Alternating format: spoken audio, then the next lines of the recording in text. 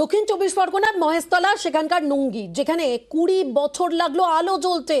20 বছর পর আলো জ্বললো মহেশতলা নুঙ্গির 15টি দোকানে। দেখতেই পাচ্ছেন সেই ছবি। গত 20 বছর ধরে এখানে কিন্তু আলো ছিল না। 20 বছর পর ফেরিঘাটের কাছে 15টি খাবার দোকান, যেখানে বিদ্যুৎ ছিল না, সেখানে কিন্তু আলো জ্বললো। এই বড়দিনে আলো জ্বললো সেখানে। কিভাবে আলো জ্বললো আমরা একটু জানবো। সমীর রয়েছে আমাদের সঙ্গে। সমীর, দেখো পারমিতা, দীর্ঘ 20 বছর ধরে এইখানে কারেন্ট ছিল না। এই জায়গাটা হচ্ছে একটা মানে নুঙ্গি জেটি ঘাট। এই জেটি ঘাটের এখানে বাটা নামে পরিচিত। এখানে সকাল বিকাল মানে প্রচুর লোক এখানে আনাগোনা আছে এবং এখানে আছে যেহেতু হুগলি নদীর পাড়ে হচ্ছে এই নুঙ্গি জেটি ঘাট।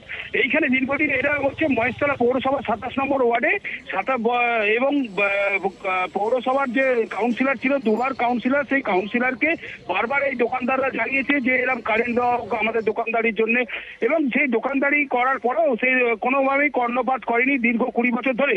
তারপরে পাশেই 34 নম্বর ওয়ার্ড, সেই 34 নম্বর গোপাল সাহাকে গিয়ে কিছুদিন আগেই বলতেই তখন গোপাল সাহা বললো ঠিক আছে, নিজের খরচায় নিজের পয়সায় দিয়ে একদম ওখানে মিটার লাগিয়ে দেয় এবং যে কারেন্ট লাগিয়েছে, তার দিয়েছে এবং যে লাইট লাগিয়ে দিয়েছে সব 15টা দোকানের মধ্যে সবাইকে লাগিয়ে দিয়েছে। সমীর, তুমি যেমনটা বলছো যে মহেশতলা 34 নম্বর ওয়ার্ডের কাউন্সিলর, তার উদ্যোগে আলো এলো, কিন্তু যতদূর এই ওয়ার্ডটা তো 27 নম্বর ওয়ার্ড, তাহলে এই ওয়ার্ডের কাউন্সিলর তার কোনো উদ্যোগ ছিল না?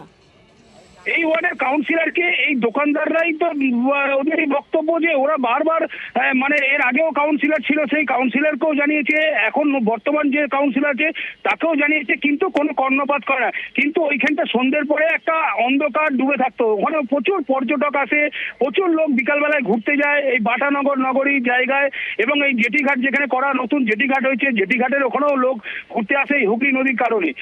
এবার সেইখানটা কারণ না থাকলে তখন তার মানে সমীর, এখানে পুরসভার কোনো উদ্যোগের ব্যাপার নেই, এখানে অন্য ওয়ার্ডের কাউন্সিলর, মানে 27 নম্বর ওয়ার্ড সেই ওয়ার্ড, সেখানে 34 নম্বর ওয়ার্ডের কাউন্সিলর তার উদ্যোগে, তার ব্যক্তিগত উদ্যোগে এখানে আলো জ্বললো।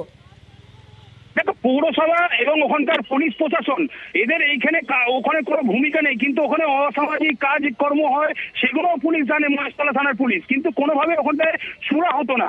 কিন্তু এই গোপাল সাহা পাশের ওয়ার্ডের কাউন্সিলর, যে 34 নম্বর ওয়ার্ডের গোপাল সাহা, সে তার লোকজনকে নিয়ে এসে ওখানে দেখে যে, এবং ওইখানে পরিবেশটা এখন এমন ভাবে করে দেওয়া হয়েছে যে ওখানে কোনো ছেলে মেয়ে কিংবা কেউ বাচ্চাদের নিয়ে ঘুরতে যেতেই পারে। ঘুরতে গেলে কোনো সমস্যা পড়লেই গোপাল সাহাকে ফোন করলেই গোপাল সাহার লোকজন চলে আসছে।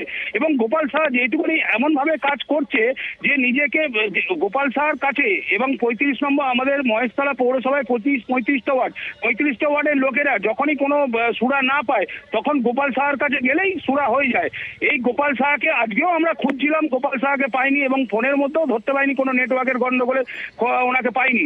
কিন্তু এই গোপাল সাহা করে দেওয়ার জন্যই গোপাল সাহাকে পাওয়া না গেলেও কিন্তু আলো জ্বললো, এবং খাবার দোকান যেখানে বিদ্যুৎ ছিল না, 20 বছর অপেক্ষা করার পর তারা আলো পেলেন, বড়দিনে তারা আলো পেলেন, খুব স্বাভাবিকভাবেই তারা খুশি। কি বলছেন দোকানদাররা আমরা একবার শুনবো। লাইট সম্বন্ধে বলবো, আগে এখানে পুরো অন্ধকারই ছিল, আমরা ব্যাটারি জ্বালিয়ে দোকানদারি করতাম।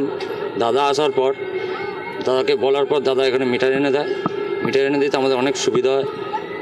সুবিধার জন্য লোকও বেড়েছে, কাস্টমার, তার জন্য দাদাকে অনেক অসংখ্য ধন্যবাদ। 22-23 বছর ধরে অন্ধকার ছিল। কিভাবে চালাতেন দোকান? এই কেউ চার্জার, কেউ নম্বর, কেউ এই ঝাড়খেন জেলে।